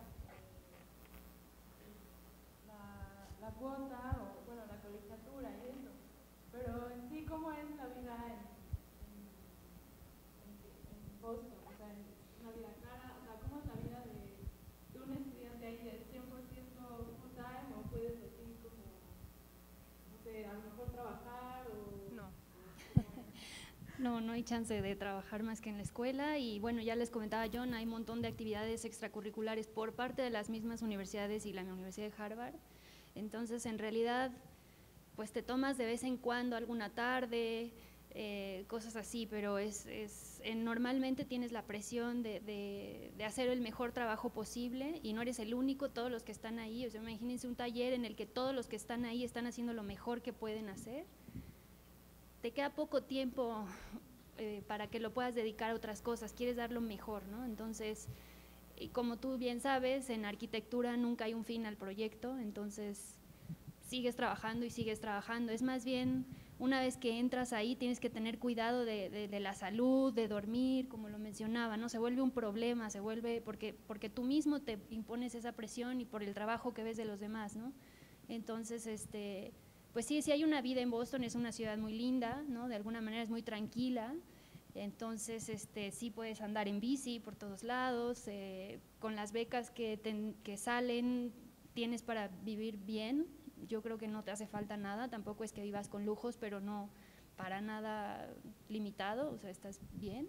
Y más bien te concentras en tu trabajo, ¿no? Son 2 años que te entregas a tu trabajo y la verdad es que se vuelve una experiencia muy divertida y muy gratificante, pero sí de total entrega. No hay tiempo para pensar en otras cosas. Yeah, also, you know, there's… sounds funny, but it's a real serious thing, is there's a lot of free food at the GSD, right? So a lot of the events, because you're in this routine, you're just focused on your work, you swing downstairs, you watch a little bit of a lecture, you get some lunch for free, and you go back up and you work and things. So we factor that in when we budget at the university, at the school. You know, we understand that we're going to spend a lot of money to feed our students because they don't have time to go to a restaurant and sit and wait for service and think, no. It comes to you, you know. So it's a very hidden gem, I think, of the GSD. We have a student listserv for email, and the best time is when you send out, you know, free food in room 124 or something, and you just stand there and you wait and you see the line of people show up about 35 seconds after the email goes out, you know. But it feels good, you know. Bueno, yo tengo una pregunta, ahorita me dijeron de la publicación la puedes cubrir con los apoyos y todo, pero la duda que yo tengo es si los apoyos son únicamente a cubrir colegiatura o si también a tu manutención, porque tengo que la vida en Estados Unidos, pues, obviamente va a estar aquí. Entonces es lo que tengo una duda. No, te cubren todo, vas gratis. Yeah, el presupuesto incluye gastos de materiales, incluye gastos de viaje, todo eso. Muchas gracias. Bueno, acá, Loreta, mencionabas, hay que prepararse. Lo siento un poco ambiguo. O sea, el prepararse, ¿qué implica, no? O sea, siento que puede sonar un poco tonta la pregunta, pero ¿qué es prepararse para llegar a Harvard, no? Bueno, yo diría que tienen que trabajar por lo menos 1 año. O sea, no, eso de aplicar directamente saliendo de la escuela no creo que funcione en lo más mínimo. Por lo menos 1 año de trabajo profesional, si no es que 2, y después sí, el tiempo de preparar la aplicación, pues sí te toma otro año, por lo menos. Ahí podrás estar haciendo cositas al lado, a lo mejor algo de freelance, pero es un proceso bien complejo y que te toma mucha energía, porque lo que escribes tiene que estar muy bien escrito, tienes que sustentar muy bien por qué quieres hacer las cosas, conseguir las cartas de recomendación, que no es cualquier carta, tienes que buscar a gente que realmente pueda apoyar tu aplicación. Después toda la cuestión de las becas, claro que están ahí las becas y las consigues, pero las tienes que buscar, y buscar las becas tampoco está así rapidito, ¿no? O sea, sí es un proceso largo, pero yo creo que sobre todo lo que preparas es lo que estás construyendo ahorita con lo que estás haciendo, porque finalmente lo que vas a hacer durante ese año es un conjunto de todo el trabajo que estuviste realizando previamente. Entonces, si tus proyectos son de 8, pues así va a estar también tu portafolio de 8, ¿no? Entonces, sí tiene que ser desde ahorita, pues buscar proyectos de 10, talleres de 10, trabajos de 10, concursos de 10 y así. Y entonces todo eso ya lo puedes juntar y se hace una muy buena aplicación. Porque aunque la universidad, claro que recibe muchas propuestas, tampoco es que acepte a 50 mexicanos al año, ¿no? Acepta, pues no sé, a 5, 8, no sé cuántos haya. No hay cuota, no hay bueno. cuota. Pero si entran 30 al MUD, no entran 30 mexicanos, entran 30 de todo el mundo. 30 de todo el mundo, o 40. ¿Otras preguntas o otras cosas sobre como la vida estudiantil también, no? My question is for John. I'm studying graphic design and I'm interested in imagology or some like public design. And I don't know if the GSD have this for course or grades or something like that. Yeah, we do have a program called Art Design in the Public Domain that could be of interest. We can talk afterward maybe about it specifically, but you know, in general, it's about temporary projects in public spaces that have some sort of social or political dynamic to them that make us question the meaning of monuments, of memorials, of buildings, of structures, design decisions. So it's a really interesting program. We can talk about afterward as well. Loreta, hola. Estabas hablando de talleres de 10. ¿Tú cuáles consideras, o para, por ejemplo, para mí? Sí, yo quisiera saber pues, qué camino tengo que seguir desde el principio, ¿no? No, pues más bien es lo que tú hagas del taller en el que estás. Pero, ¿no?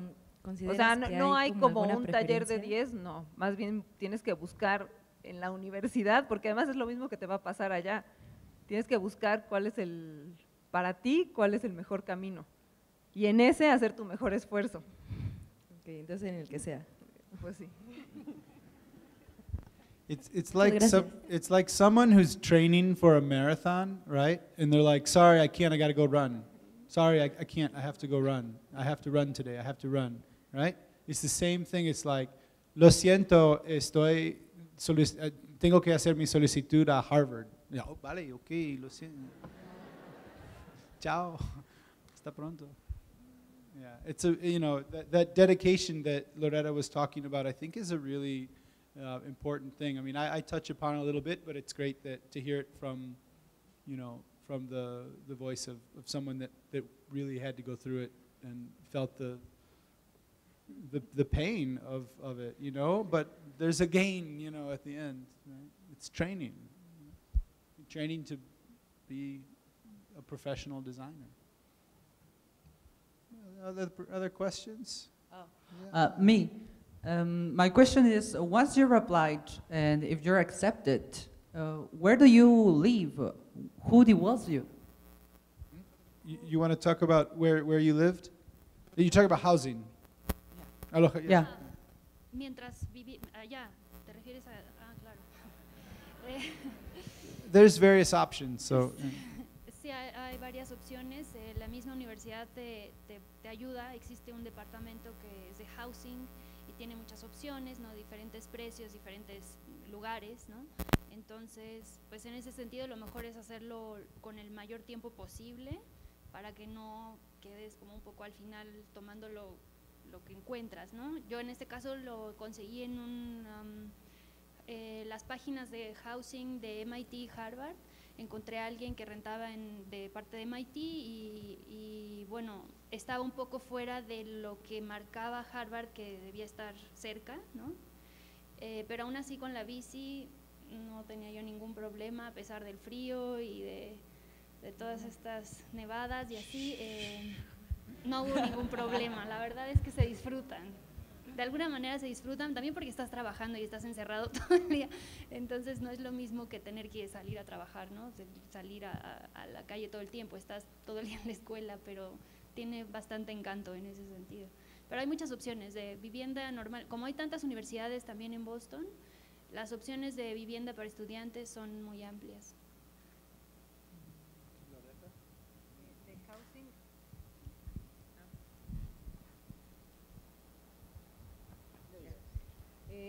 Yo para vivir encontré en Craigslist, que es una página de internet que hay en Estados Unidos, y encontré una casa que estaba a 2 cuadras de la escuela, lo cual era muy conveniente porque podía dormir en mi cama, no tenía que dormir en la escuela, entonces eso ayuda, pero todo alrededor de la universidad gira en función de los estudiantes, entonces no es problemático encontrar.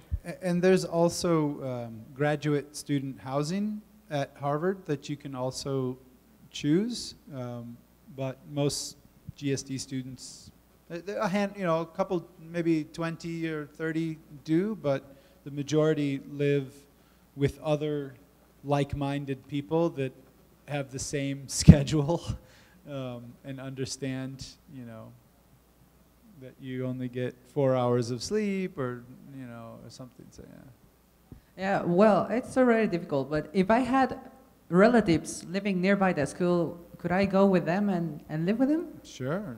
I mean, depends on if you really want to do that, Maybe you just want to create some sort of meal plan with them where they bring you food and yeah. Okay. But yeah, of course, there's no stipulation or anything. I mean, we have we have students that are married with families, but they have no problem going home, at a reasonable hour. They have to, so they have to get their work done. So, yeah. ¿Cuál fue el mayor reto al que se enfrentaron estando allá como estudiantes de la UNAM, como mexicanas? Tal vez para mí la parte como que me costó más fue un poco que no tenía mucho conocimiento de software y que cuando llegas pues tienes que aprender muchos softwares muy rápido, ¿no? Entonces se vuelve un poco un reto porque yo querría estar avanzando mi proyecto y en lugar de eso pues estoy aprendiendo cosas, ¿no? De 4 o 5 programas que no es que los aprendas a fondo, aprendes simplemente a usar lo que necesitas, pero me hubiera gustado, tal vez eso es como un consejo para los que quieran aplicar, me hubiera gustado saberlo de antemano para no haber perdido ese tiempo preguntándole, o sea, al final de cuentas todo el mundo te ayuda, no es como que estés solo, ¿no? Hay muchos que están en la misma situación, no solo son los mexicanos, es un poco como mucha gente tiene deficiencias en ese sentido, porque son muchos los programas los que acabas manejando. Entonces, si hay un consejo que les puedo dar es a lo mejor familiarícense con varios de ellos porque te quita tiempo a final de cuentas, ¿no? Entonces, ¿Como cuáles más o menos? Van cambiando todo el tiempo, cada año cambian. En mi caso me tocó, por ejemplo, aprender Rhino, me tocó aprender V-Ray, me tocó aprender GIS, que es muy útil, me tocó aprender Ecotect para tecnologías de energía. Also, since you've left, we have a full slate of digital media workshops. So and that's really been amplified this year. There's a constant, every week there's workshops for these projects or programs.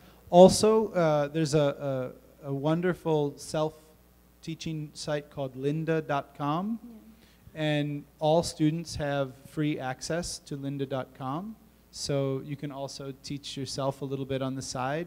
And then the programs have the digital workshop before the school begins. But that is one of the most common situations that we hear. Es que es cierto lo que decía Loreta, que tienes todo ahí para hacerlo, pero te faltan horas del día para poderlas hacer. Entonces sí te dan todo el apoyo, hay grupos, hay gente que te ayuda, vaya, no es que sea un problema para nada, pero sí te quita tiempo y a veces lo que te falta es tiempo para poder desarrollar las ideas de la mejor manera, ¿no? Entonces en ese sentido tal vez fue eso, pero yo también iba con la mentalidad de que iba a trabajar sin parar, vaya, iba lista para trabajar, entonces eso es algo que a muchas personas también les conflictúa, ¿no? Que sabes que vas a perder un poco la vida social, que vas a perder un poco, ¿no? Sacrificas ciertas cosas por tener la mejor educación posible, ¿no? Entonces para mí eso no fue un problema porque yo ya iba preparada un poco para dar lo mejor y la verdad es que se vuelve muy divertido al final del día. Para mí sí fue un problema eso, porque yo no sabía lo que iba tan así. Entonces, para mí el mayor reto fue sobrevivir el primer semestre. Y no dormir, no comer, creer que me estaba volviendo loca, casi ir al psicólogo, y a la mera no tuve que ir, pero el primer semestre es muy pesado, porque además de que hay muchas cosas que no sabes, que que no sabes manejar, muchos programas, te enfrentas a una competencia impresionante de que todo el mundo quiere ser el mejor, ¿no? Todo el mundo quiere ser el mejor, y si tú no haces el mismo esfuerzo, pues eres ahí quién sabe quién, que nadie se acuerda. Entonces, pero yo creo que ya pasando eso, ya puedes llegar a ser bastante bueno, me acostumbro. Ok, gracias. Yo, acá, en la izquierda, ya, aquí. O sea, básicamente, o sea, quisiera saber cómo es un día de trabajo allá. O sea, aquí, por ejemplo, yo voy en el Luis Barragán y los martes y jueves tenemos proyectos y estoy ploteando 20 minutos antes de entrar.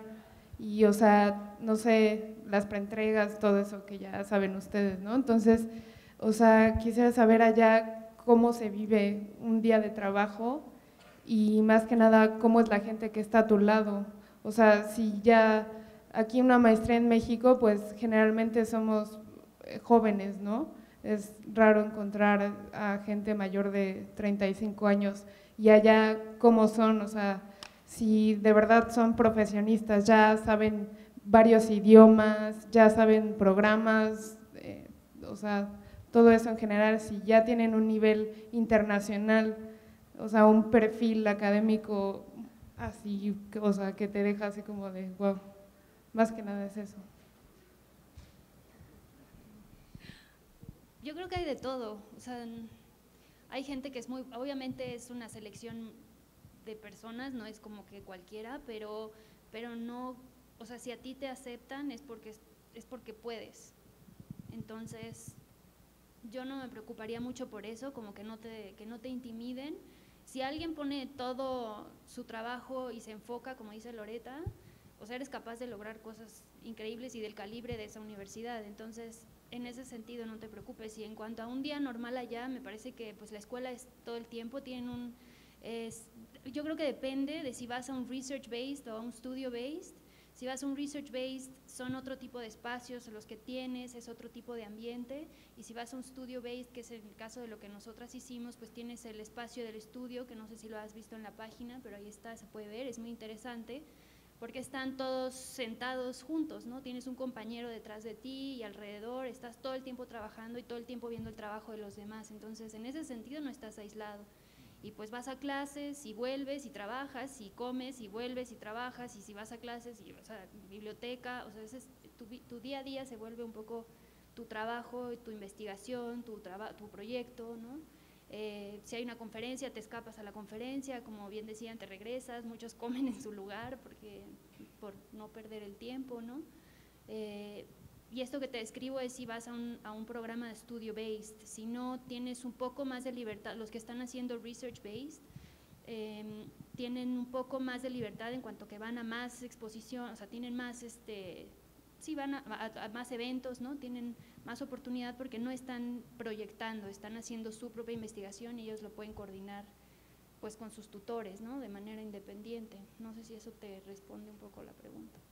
Sí, bueno, y si, o sea, no sé, me parece que en Europa, por ejemplo, vas una cantidad de horas a la semana, no es como aquí tan estricto de que pasas lista diario, tienes que llegar a las 7 de la mañana, o sea, ya es más como autónomo y, o sea, si llevas planos y maqueta, que es lo que aquí estamos acostumbrados a hacer, o cómo es allá, o sea, es asesoría grupal, individual, o… Depende del programa que hayas escogido, ¿no? Pero a rasgos generales. Son críticas, expones tu trabajo y hay un panel de críticos que te critica lo que tú estás exponiendo. Y las horas de proyecto son 3 días a la semana, ¿no?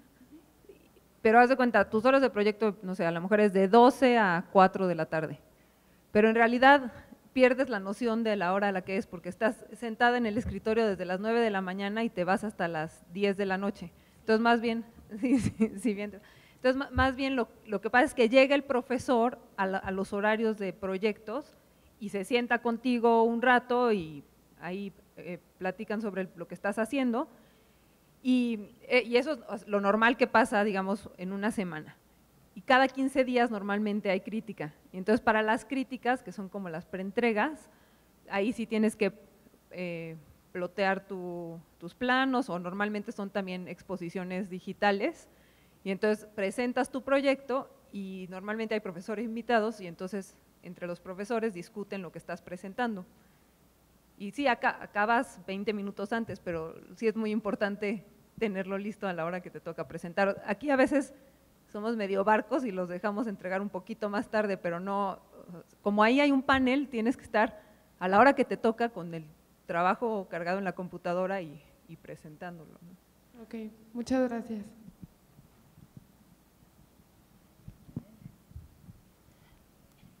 Bueno, yo tenía una pregunta.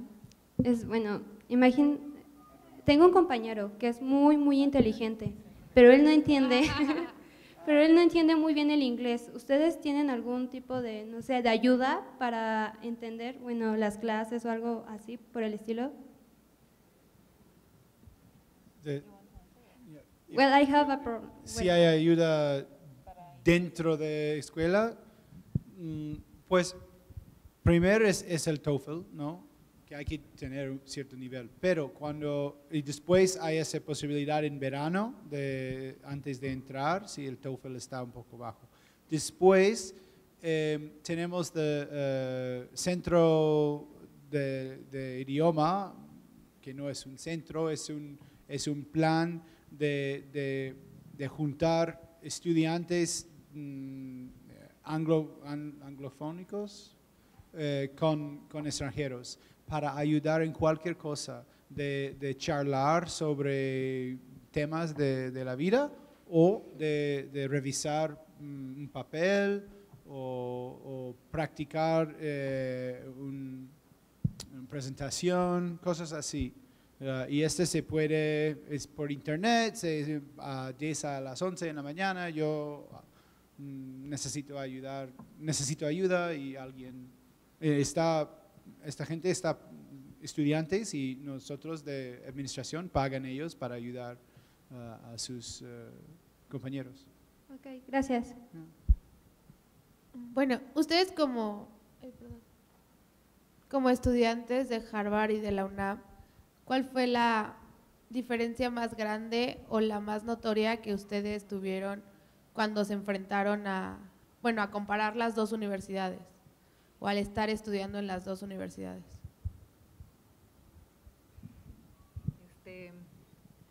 Las dos son muy grandes. No, pero la UNAM es una educación mucho más autodirigida, yo diría, o sea que tienes más libertad de escoger hacia dónde quieres enfocar tu carrera. Y aunque en Harvard también la diferencia es que los grupos son más pequeños, entonces tienes más atención de un profesor en específico a tu problema, aunque también te encuentras con que tienes millones de posibilidades, ¿no? Pero hay quien te pueda dar un seguimiento un poco más directo, obviamente porque es una escuela de graduados y son puros cursos de posgrado, que es muy diferente aquí, que son licenciaturas, y pues obviamente es mucho mayor la cantidad de gente que hay en una licenciatura que en un posgrado. Pero pues sí, yo podría decir eso, que tienes un poco más de atención, porque no es una escuela de 300,000 personas, sino una escuela de 300, ¿no? Esa es como la diferencia más grande, pero en cuanto a recursos, obviamente hay muchísimos recursos allá, pero lo que yo sí me he dado cuenta, y sobre todo regresando de la maestría, es que aquí también hay muchísimos recursos que nunca buscamos. Entonces, realmente lo puedes empezar a construir desde aquí. O sea, la Facultad de Arquitectura es la escuela más importante de arquitectura de México, y tienes más posibilidades que cualquier otra persona de cualquier otra escuela de poder llegar a un posgrado mejor preparado que en otras escuelas, ¿no?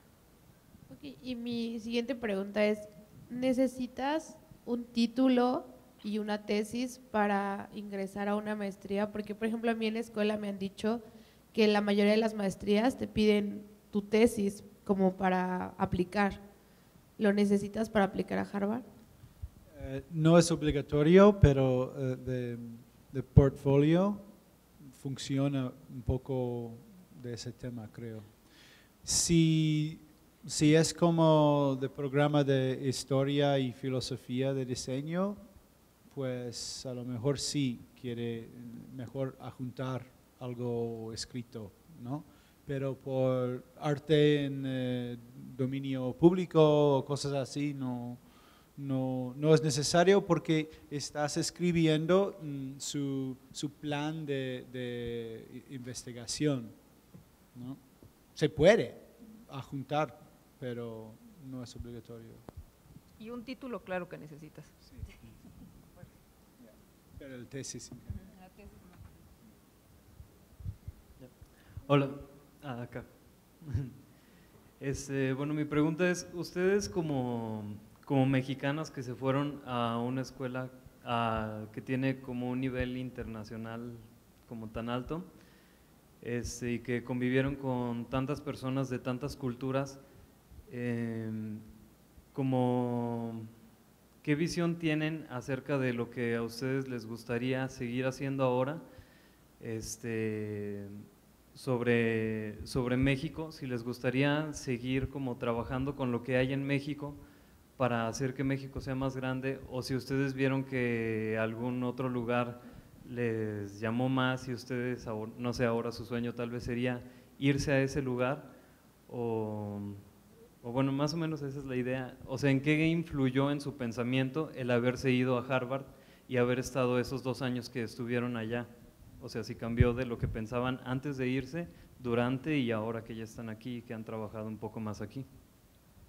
En mi caso yo creo que sí, que totalmente, ¿no? Te cambia la manera de ver lo que haces, de ver la arquitectura, de ver todo eso, probablemente en cualquier maestría, ¿no? En cualquier estudio de posgrado.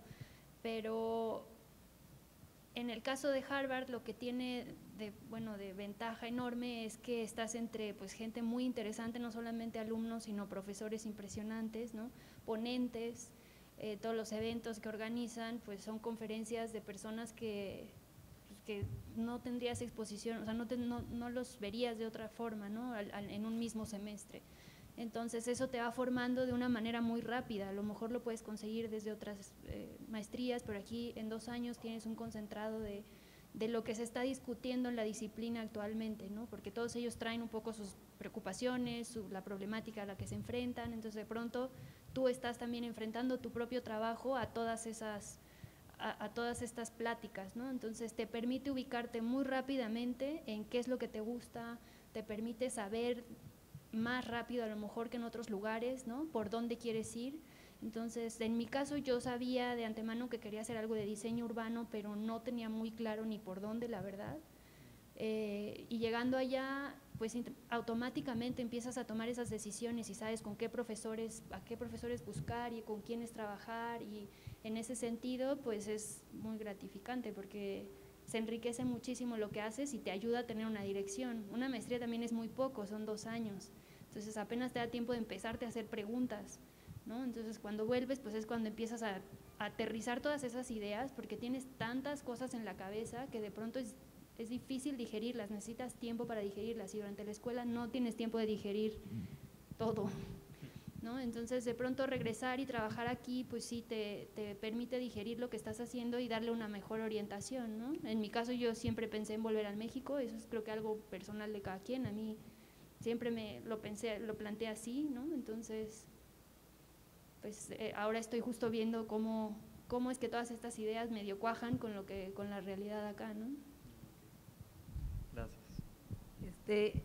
Para mí también era siempre, bueno, creo que era claro que quería regresar a México, pero lo que sí ayuda mucho es definir hacia dónde quieres hacer la maestría un poquito antes, porque hay tanta información que te puedes perder y de pronto sales y claro que sabes, pero no sabes qué sabes, ¿no? En cambio, si desde antes medio que tienes una idea hacia dónde quieres ir, es un poco más fácil guiarlo. Y lo que también creo que es bien importante es que, bueno, por lo menos en mi caso, yo me di cuenta de que lo que estaba aprendiendo tiene gran potencial en este país. Entonces, y tienes como un panorama de trabajo que en ningún otro lugar vas a tener, porque pues, es tu país finalmente, aquí es donde conoces a la gente, donde tienes las relaciones y donde es más fácil que actúes porque sabes pues cómo moverte, ¿no? Entonces, para mí ha sido como muy buena decisión regresar aquí y trabajar aquí. Hablabas de una competencia muy fuerte, que son los mejores del mundo los que están ahí, o por lo menos los mejores estudiantes. ¿Es una competencia ganar-ganar? O sea, decir, bueno, si tú ganas, hay muchos trabajos en equipo, para empezar la pregunta, y ¿es una competencia ganar-ganar o es una competencia si tú pierdes yo me veo mejor que tú? Pues de las dos. De las dos. Es la cruda realidad. Sí, y sí, una cosa de competir contra ti, pero también competir contra los demás y también ser muy, muy hábil y ver cómo haces para poder pues, sacar lo mejor que puedas de la escuela. También existe algo allá que tal vez no existe aquí, que es un poco como el profesor se toma tu trabajo personal. De pronto lo que tú haces y lo que hace su grupo de alumnos, que como decía Loreta pueden ser 10 o 12 alumnos nada más, se vuelve personal para ese profesor porque es parte también de su desarrollo, ¿no? Como académico. Entonces, de pronto no eres solo responsable de tu propio trabajo, sino un poco del trabajo del profesor. Entonces existe una presión también en ese sentido, ¿no? Y bueno, a mí en mi caso me tocó que sí hubo mucha como cordialidad entre los alumnos, nos ayudábamos, los que no sabíamos algo, ¿no? Pero siempre es dar lo mejor y estás constantemente comparando tu trabajo con el de los demás, que es inevitable, ¿no? Entonces… I just want to check on time, how much, we're good. Okay, because I have some books and things. I see a hand in the middle.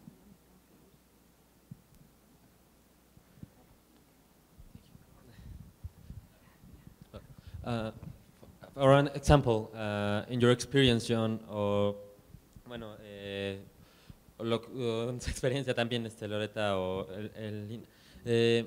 what is it? Want to talk about your portfolios at all? The process of making it and what, I don't know if that would help, but I think what we're looking for is just outstanding work that shows us that someone, and it doesn't have to be architectural design, you know, it can be other creative endeavors, but that they're brought to the limit, right? That you've almost exhausted your ability in something, right? It's not like you dabbled in drawing and you showed us some pictures you drew. It's that it's a remarkable drawing, you know, or that it's a remarkable piece of sculpture or something like that. That's completely fine. Installations and work that was not just conceptual, but also that had some sort of activity with real life people is also very interesting. But then also, you know, it really depends on the program, you know. For urban design, they're looking for something completely different than risk and resilience or something. You know, a lot of our programs, people are putting together portfolios that do not really have a design background, so it becomes really complicated. Experiencia laboral, tu carta, ¿no? De motivos y tu portafolio, ahí es donde se vuelve todo más fuerte, ¿no? Entonces, como decía John, en mi caso era el diseño urbano, entonces tenía que enfocarme en proyectos que tuvieran, a mi parecer, ¿no? Relevancia en ese sentido, y por lo demás creo que no importa tanto que incluyan millones de proyectos, creo que si eligen unos cuantos que pueden pulir de tal forma que sean claros, porque luego a veces me pasaba mucho en la UNAM, ¿no? Como experiencia propia, que se entregan cosas muy elaboradas y de pronto toma mucho tiempo de entender lo que estás tratando de decir. Entonces, mientras tu portafolio sea claro y tenga esa coherencia con tu trayectoria, y bueno, obviamente siempre se juzgan las cosas por su calidad gráfica, ¿no? Entonces, procurar tener la mejor calidad gráfica que puedan conseguir con esta coherencia y con una limpieza, ¿no? O sea, tratar de que sea una cosa bastante limpia, casi para esta claridad, ¿no? Para conseguir claridad en lo que ustedes están haciendo, ¿no? Limpia y breve, ¿no? Breve. Yeah, because they don't have a lot of time to look at it. And I would say that be very careful with using too much text, right? you need to explain sometimes, you know, what the heck it is, what's the situation, why you created this piece, but very, very little, you know, because especially now that it's a digital portfolio, you know, it's really about the concepts, it's the cleanliness, the layout, you know, those types of things. They're not going to have a lot of time to sit there and read a page of text, you know, unless it's designed really, you know, interesting, or maybe a sentence or something. I don't know, the Lars Mueller effect. Yeah.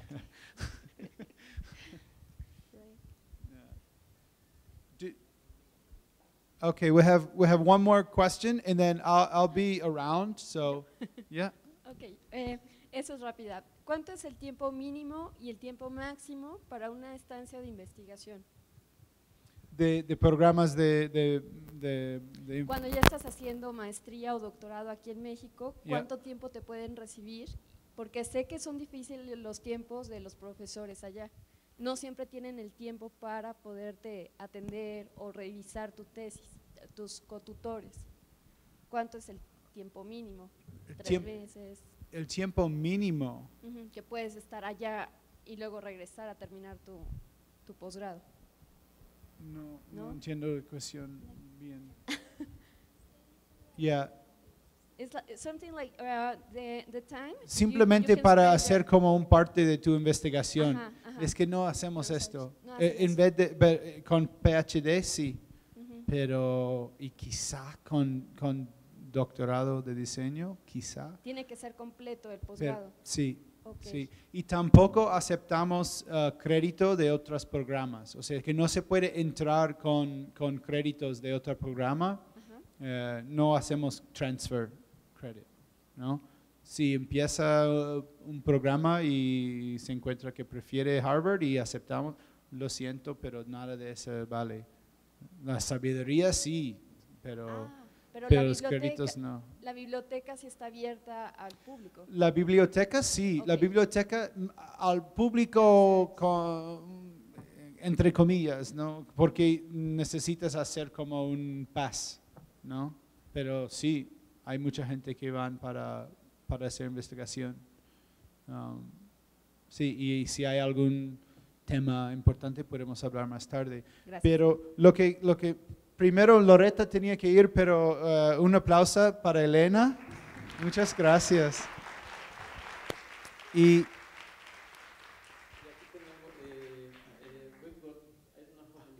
oh my goodness. Pues ahora creo que tengo suficiente para todo el mundo. Okay, because the idea would be they may be at the library. Yes, we can leave them, of course, yeah. How about if there are books for everybody? I think we might. We'll yeah, these cute little books that have the everything you need to know about the GSD, including those Halloween photos that I talked about, right? Voy a ver. Bueno, queríamos ir entregando a la salida para que creo que sería más fácil. Y bueno, lo que yo creo que todos pueden. Se puede poner abajo de aquí. La rebatinga, pero bueno. Me hace que va a ser una rebatinga, pero bueno, de cualquier manera. No, eso es lo que no, finalmente. Creo que lo importante es, como ustedes acaban de apreciar, es el hecho de pues trazar una ruta, entender qué es lo que queremos hacer, cuál es el futuro que queremos lograr, profesionalmente cómo nos vamos a desarrollar. Creo que esa es la parte fundamental de una presentación como la de hoy. O sea, realmente para conocer qué es Harvard Graduate School, están a la página, algo verán en los proyectos que están entregando, pero finalmente es pues, tomar un camino, ver las perspectivas que puede haber y sobre todo la forma en la que se pueden desarrollar tanto en la parte de investigación como en la parte de los estudios que Harvard propone. Y finalmente yo quisiera nada más agradecer a Barbara Randall.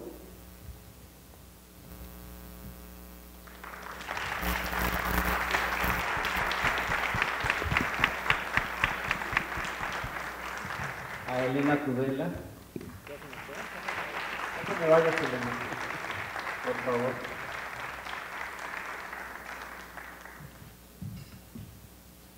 desde luego a John Aslanian.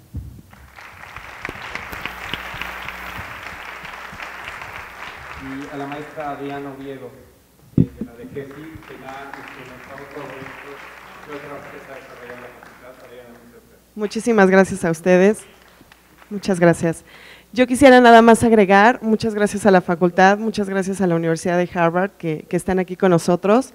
Les aviso, toda la información que les comentó esta Bárbara y John está en nuestra página www.global.unam.mx, toda la información acerca de financiamientos y los apoyos que da la Universidad de Harvard y la Fundación de México en Harvard. Muchísimas gracias a todos. Hasta luego.